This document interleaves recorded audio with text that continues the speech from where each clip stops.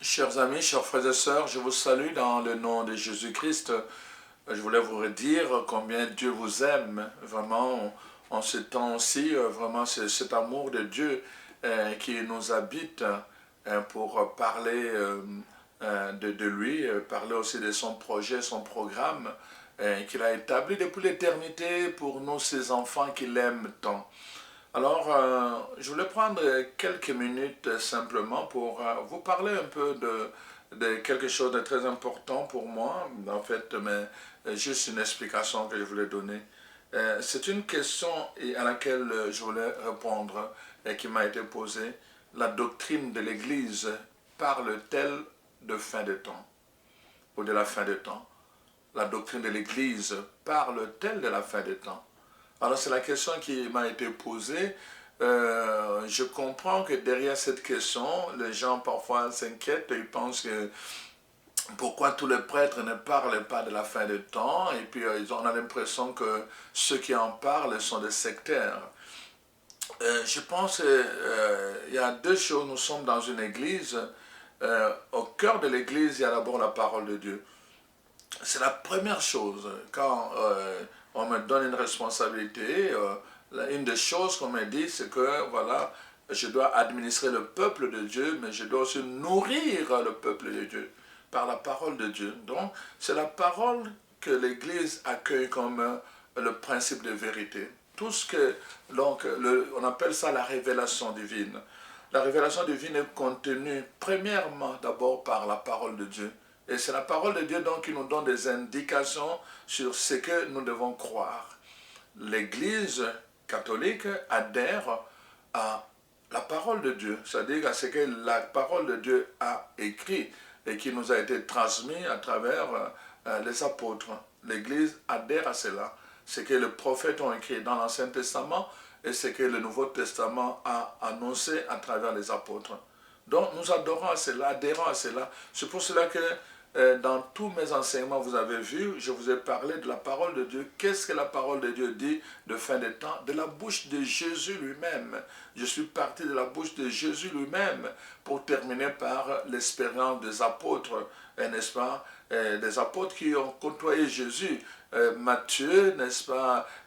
Jean, et puis finalement, pour Paul, n'est-ce pas, qui a fait l'expérience de foi de Jésus-Christ sur le chemin de Damas. Donc lui aussi nous a exhorté sur le retour de Jésus. Je vous en ai parlé donc en me basant uniquement sur la parole de Dieu. Est-ce que cela fait de moi un sectaire? Je ne sais pas, répondez vous-même. Si la parole de Dieu doit faire de nous des sectaires, alors il y a un problème.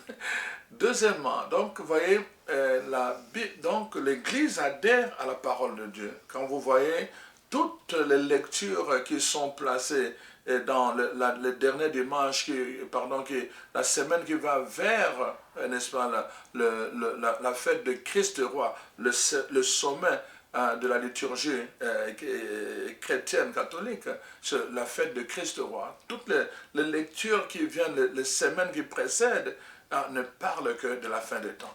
Toutes les lectures. Et c'est proclamé dans notre Église. Donc ce n'est pas une nouveauté. Peut-être l'approche est différente parce que j'en ai fait un sujet à part entière.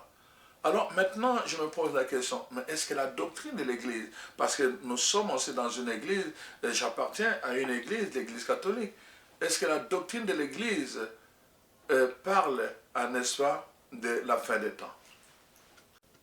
Donc c'est vraiment une question qui m'habite beaucoup et pour répondre aussi à la personne qui l'a posée.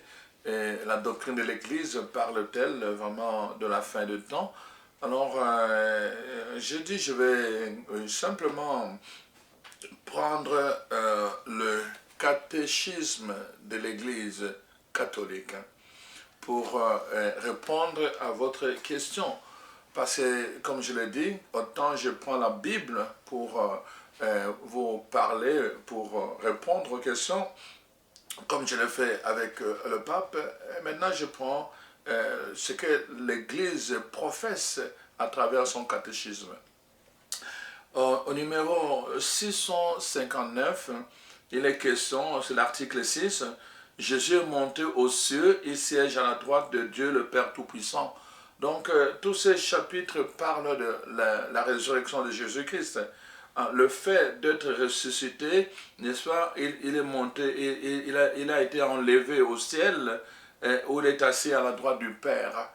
Donc ça, c'est un fait que les gens ont vu, et avec la promesse, quand les anges ont vu ces hommes qui étaient rassemblés rester là à regarder, il y a un ange qui est venu leur dire, et les gens de Galilée, pourquoi êtes-vous là à attendre tout ça? Jésus, il est monté, mais il reviendra. Exactement comme vous l'avez vu monter. En d'autres termes, donc ça sera un événement visible. Ça sera un événement visible. Comme vous l'avez vu monter, vous allez le voir revenir.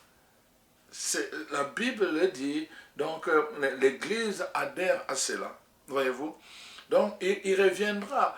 Jésus est venu dans le numéro 662, il est dit, moi, une fois élevé de terre, j'attirerai tous les hommes à moi. Alors voici, l'élévation sur la croix signifie et annonce l'élévation de l'ascension au ciel. Elle en est le début. Jésus-Christ, l'unique pierre de l'alliance, nouvelle et éternelle, n'est pas entré dans un sanctuaire fait par les hommes, mais dans le ciel. Et la parole de Dieu donc parle de lui donc comme de la première venue qui est l'incarnation, qui se fait vraiment dans la discrétion totale. Dans la discrétion totale, il fallait que le mage cherche.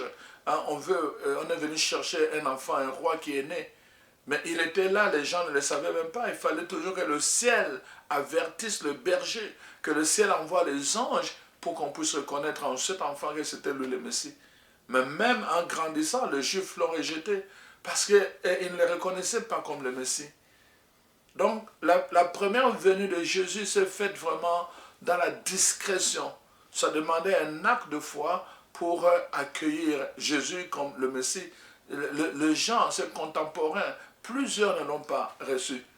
Plusieurs ne l'ont pas. La parole de Dieu le dit dans Jean 1, n'est-ce pas, qu'il était la lumière et il est venu vers les siens et les siens ne l'ont pas accepté. Mais à ceux qui l'ont accepté, il leur a donné le pouvoir de devenir enfants de Dieu. Les siens ne l'ont pas accepté. Ceux pour qui Jésus est venu initialement, ils ne l'ont pas accepté, ils l'ont rejeté, ils l'ont tué. Ne l'oublions pas. Et la parole de Dieu, donc, reconnaissant la première venue, le catéchisme de l'Église reconnaissant la première venue de Jésus, c'est par l'incarnation. Alors donc, après, il est monté au ciel. Là, il exerce, comme il a dit, il exerce en permanence son sacerdoce, étant toujours vivant pour intercéder en faveur de tous ceux qui, par lui, s'avancent vers Dieu. Alors, comme grand prêtre de bien à venir, il est le centre et l'acteur principal de la liturgie qui honore le Père dans le ciel. Comme grand prêtre de bien à venir. Donc, on parle déjà de l'avenir. Et donc, pour le moment, il commence d'abord, les catéchismes commencent à confesser que le Christ est désormais, il siège à la droite du Père. Il exerce la fonction du sacerdoce, donc de sacerdoce, de prêtre par l'intercession. Il intercède pour nous auprès du Père. Alors donc, par droite du Père, nous entendons la gloire et l'honneur de la divinité, ou celui qui existait comme Fils de Dieu avant tout le siècle, comme Dieu, consubstantiel au Père, s'est assis, corporellement, après qu'il s'est incarné et que sa chair a été glorifiée. Alors, donc nous sommes là.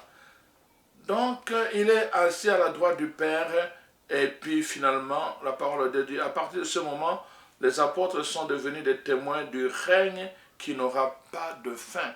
Le règne n'aura pas de fin.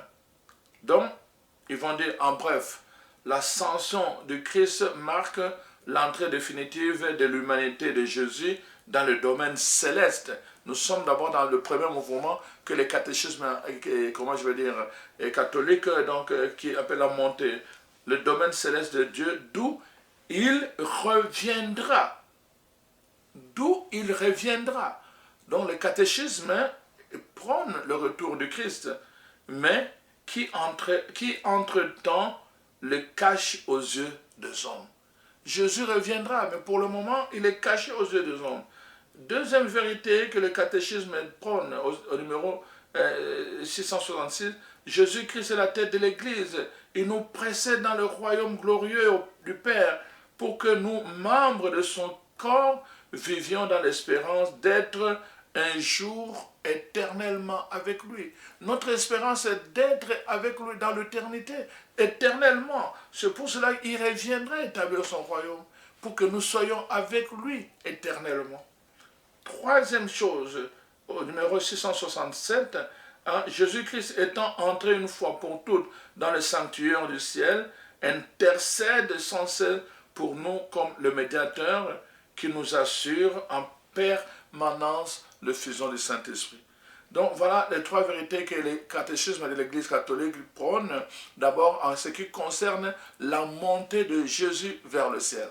Donc l'Église croit que Jésus est ressuscité corporellement et qu'il est monté aux cieux et que troisièmement, il est assis à la droite du Père où il intercède en faveur de son peuple.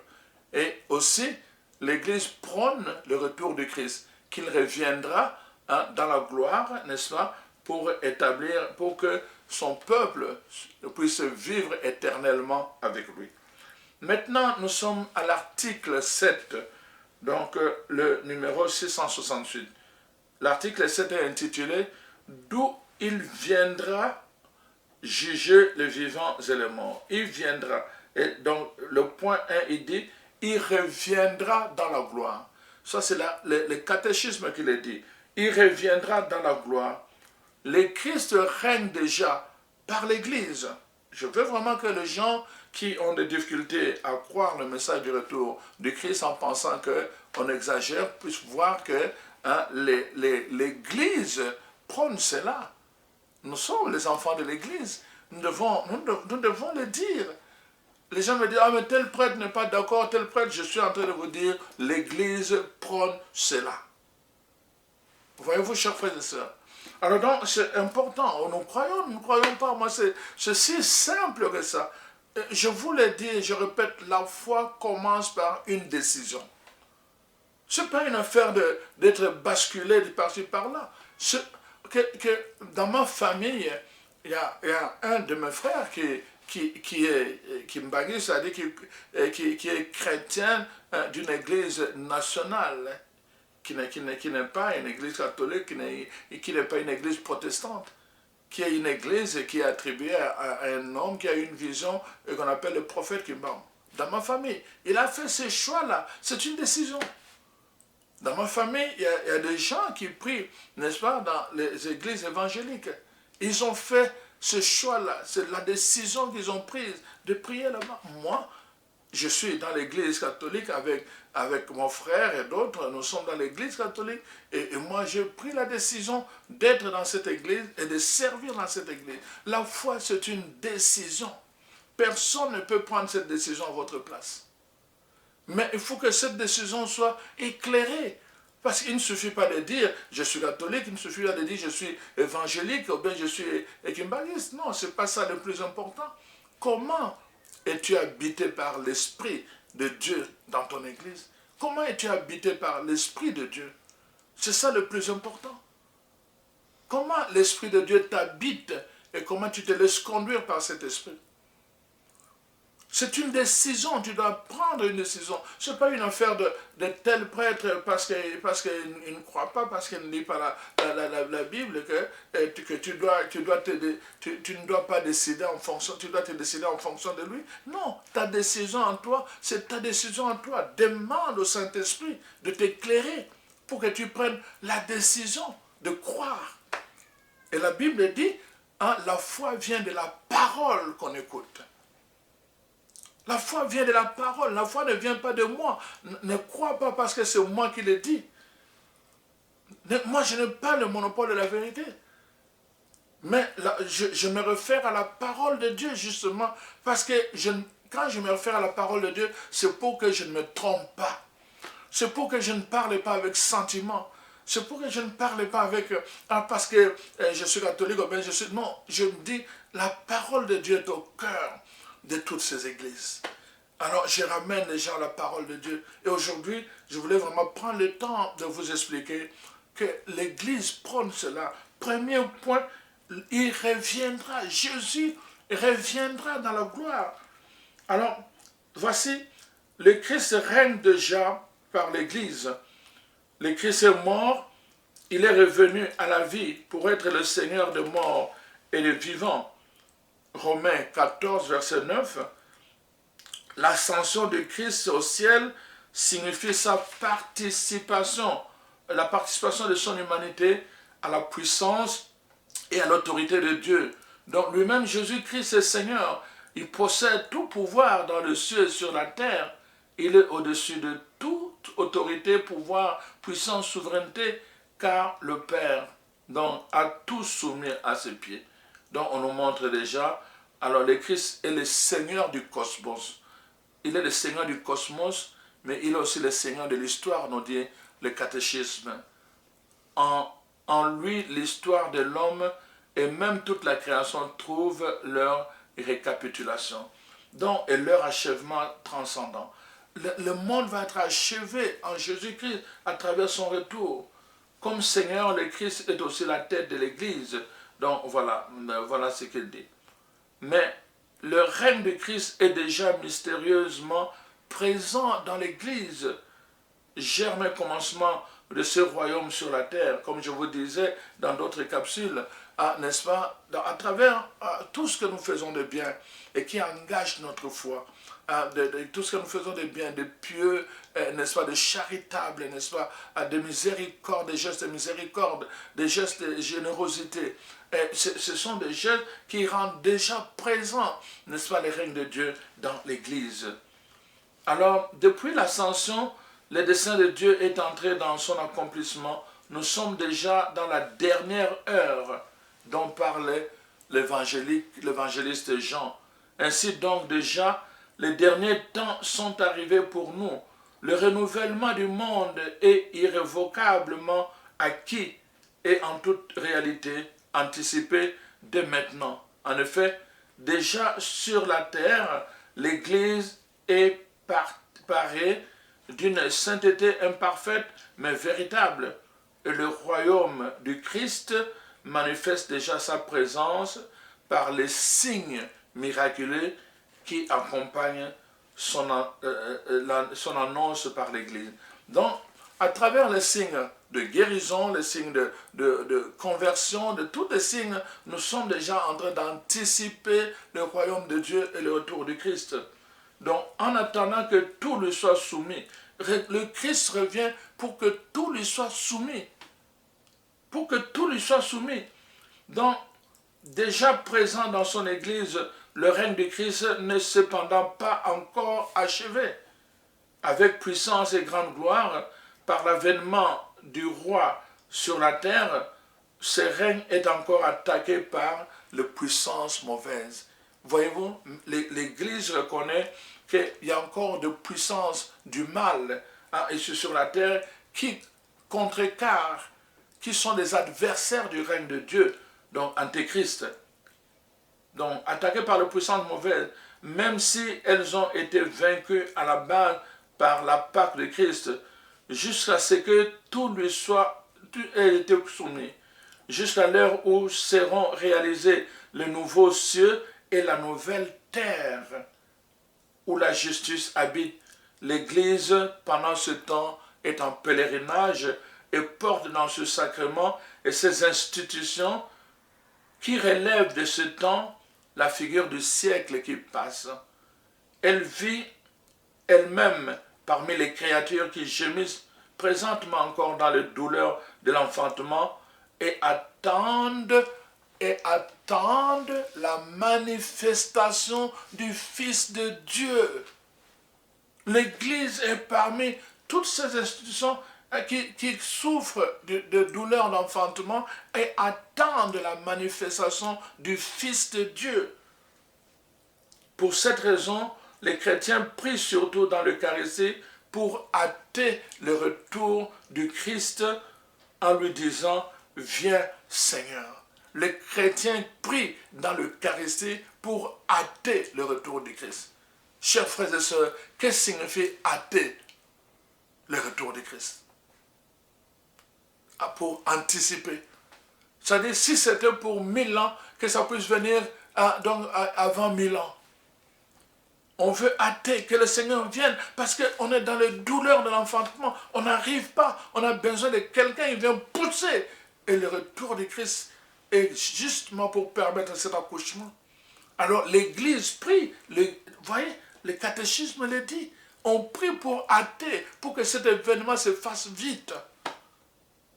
Waouh! Le Christ a affirmé avant son ascension que ce n'était pas encore l'heure de l'établissement glorieux du royaume messianique attendu par Israël, qui devait apporter à tous les hommes, selon le prophète, l'ordre définitif de la justice, l'amour et la paix. Le temps présent est, selon le Seigneur, le temps de l'esprit et du témoignage. Mais c'est aussi le temps encore marqué par la détresse et l'épreuve du mal qui n'épargne pas l'Église et inaugure le combat des derniers jours. Ça inaugure le combat, l'Église utilise le mot le dernier jour. C'est un temps d'attente et de veille. Soyez vigilants dans l'attente. Alors, l'avènement glorieux du Fils de Christ, espérant d'Israël, depuis l'Ancien Testament, l'avènement du Christ dans la gloire est imminent, même s'il ne nous appartient pas de connaître le temps et le moment que le Père a fixé de sa seule autorité. Cet avènement eschatologique peut s'accomplir à tout moment, même s'il est retenu, lui, et l'épreuve finale qui le précédera. Il y aura une épreuve que j'ai appelée la grande tribulation. L'Église le reconnaît. Chers frères et sœurs, c'est le numéro 673 et le numéro 674 du catéchisme de l'Église catholique. Il y aura une grande épreuve. Il dit, donc voilà, il y aura une épreuve finale qui va précéder le retour du Christ. Voyez-vous, l'avènement eschatologique peut s'accomplir à tout moment. À tout moment. C'est ce que je dis. C'est ce que je vous enseigne. Que l'avènement de Jésus peut s'accomplir aujourd'hui, demain ou après-demain. Personne ne sait exactement, mais à tout moment, ça peut s'accomplir. Pourquoi on peut être d'une secte quand on parle de ces événements-là, alors que l'Église le dit, l'Église l'écrit? À moins qu'on soit vraiment de mauvaise foi. Et j'ai hâte vraiment en ce temps-là qu'on puisse vraiment découvrir le vrai prophète et le faux prophète. Voyez-vous, chers frères et sœurs, aïe, aïe, aïe, c'est douloureux, c'est vraiment souffrant. La parole de Dieu dit, pardon, les catéchismes dit au numéro 674, la venue du Messie glorieux est suspendue à tout moment de l'histoire à sa reconnaissance par tout Israël, dont une partie s'est endurcie dans l'incrédulité envers Jésus. Pas seulement Israël, mais même parmi les chrétiens, une partie est endurcie dans l'incrédulité envers Jésus-Christ, envers son retour. Voyez-vous? Alors, Saint Pierre le dit aux Juifs de Jérusalem après la Pentecôte, « Répentez-vous et convertissez-vous, afin que vos péchés soient effacés et qu'ainsi le Seigneur fasse venir le temps de repos. Il enverra alors le Christ qui vous est destiné, Jésus, celui que le ciel doit garder au temps de la restauration universelle dont Dieu a parlé dans la bouche de ses saints prophètes. » Acte 3, 19 à 21. Et Saint Paul fait écho, lui aussi fait écho, sur leur mise à l'écart fut une réconciliation pour le monde, que sera leur assomption, sinon la vie sortant des morts? Romains 11, 15. L'entrée de la plénitude des Juifs, n'est-ce pas, dans le salut messianique, à la suite de la plénitude des païens, n'est-ce pas, donnera au peuple de Dieu de réaliser la plénitude de Christ, dans laquelle Dieu sera tout en tous. L'épreuve ultime de l'Église, avant le retour de Christ, l'avènement de Christ, l'Église doit passer par une épreuve finale qui ébranlera la foi de nombreux croyants. La persécution qui accompagne son pèlerinage sur la terre dévoilera le mystère d'iniquité sous la forme d'une imposture religieuse apportant aux hommes une solution apparente à leurs problèmes au prix de l'apostasie. Donc l'apostasie de la vérité. Alors l'imposture religieuse suprême est celle de l'antichrist, c'est-à-dire celle d'un pseudo-messianisme où l'homme se glorifie lui-même à la place de Dieu et de son Messie venu dans la chair. Alors cette imposture antichristique se dessine déjà dans le monde chaque fois que l'on prétend accomplir dans l'histoire l'espérance messianique qui ne peut s'achever, hein, et comme dit le catéchisme, d'elle à travers le jugement eschatologique, même sous la forme mitigée. L'Église a rejeté cette falsification du royaume à venir sous le nom de millénarisme, surtout sous la forme politique d'un messianisme sécularisé, intrinsèquement perverse. Donc, vous voyez, je vous l'avais déjà expliqué, un messianisme politisé donc, et sécularisé, donc sous la forme politique. Donc, le fameux Messie, donc l'Antéchrist, peut prendre la forme politique.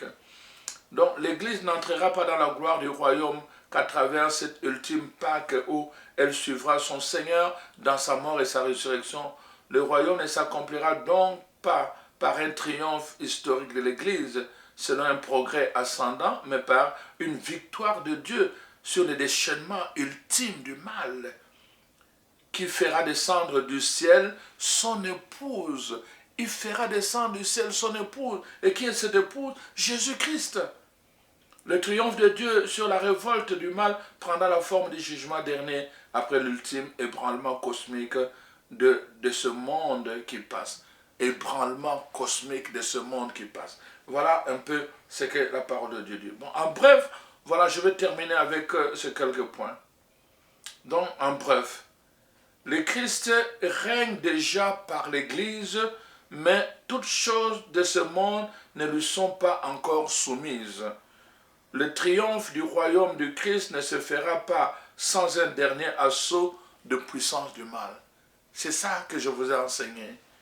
Au jour, deuxième point, au jour du jugement, lors de la fin du monde, ce n'est pas moi qui utilise cette expression, c'est le catéchisme de l'Église catholique. Donc, au jour du jugement, lors de la fin du monde, le Christ viendra dans la gloire pour accomplir le triomphe définitif du bien sur le mal, qui, comme le grain et l'ivraie, auront grandi ensemble au cours de l'histoire. Dernier point, en venant à la fin des temps juger le vivant et le mort, le Christ glorieux révélera la disposition secrète de cœur et rendra à chaque homme selon ses œuvres et selon son accueil ou son refus de sa grâce. Donc, on peut accueillir ou on peut refuser, mais il y a, comme je vous disais, il y a des conséquences dans le choix que nous faisons. Nous accueillons, il reviendra, le catéchisme est clair, il y a la fin du monde. Le catéchisme utilise même le mot fin du monde. J'utilise le mot fin des temps. Donc, le Christ reviendra. Et nous avons entendu, donc, à tout moment de l'histoire, à tout moment, il peut venir. C'est pas, les gens vont dire, ah bon, mais c'est juste une figure, et tout ça. Le catéchisme est clair, il n'a pas dit que c'est une figure, c'est une affirmation. c'est une affirmation, une confession de foi. Donc l'Église parle de la fin du monde, l'Église parle du retour de Christ, et l'Église souhaite même, dans la prière des chrétiens, que nous puissions hâter donc le retour de Christ. Que nous prions pour que ce temps soit raccourci et qu'il revienne plus vite que prévu. Voyez-vous, c'est ça que les catéchismes de l'Église catholique nous disent. Donc, l'Église prône, et ce que nous sommes en train de vous enseigner, c'est dans la lignée de l'Église catholique, mais surtout, c'est parce que la parole de Dieu a, n'est-ce pas, le soutien, la parole de Dieu l'a présentée, et nous sommes là pour proclamer la parole de Dieu. Alors, n'ayez pas peur. La foi, c'est une décision. Soyez décisifs, soyez vraiment déterminés. Soyez fiers de votre foi. Soyez fiers d'être comptés parmi les enfants de Dieu. Soyez fiers d'appartenir à la famille de Jésus-Christ. Soyez fiers de faire partie de cette église que Jésus va enlever pour en faire une épouse. Soyez fiers d'être comptés parmi les siens, les gens qu'il va reconnaître en disant « Tu as été fidèle dans de petites choses, entre dans la joie de ton maître. » Soyez fiers de cela. N'ayez pas honte des gens. Ne mettez pas votre foi sur les hommes, fut-il influent. Mettez votre foi en Dieu et en sa parole. Mettez votre foi en Dieu et en sa parole. Que Dieu vous bénisse et que le Saint-Esprit vous éclaire à faire de bons choix et à prendre des décisions, vraiment des décisions bien éclairées, parce qu'il ne s'agit pas simplement d'une décision qui concerne la vie, mais il s'agit d'une décision qui concerne la vie éternelle, donc l'éternité. Que le Seigneur vous bénisse. Je vous aime, Dieu vous aime. Au nom de Jésus.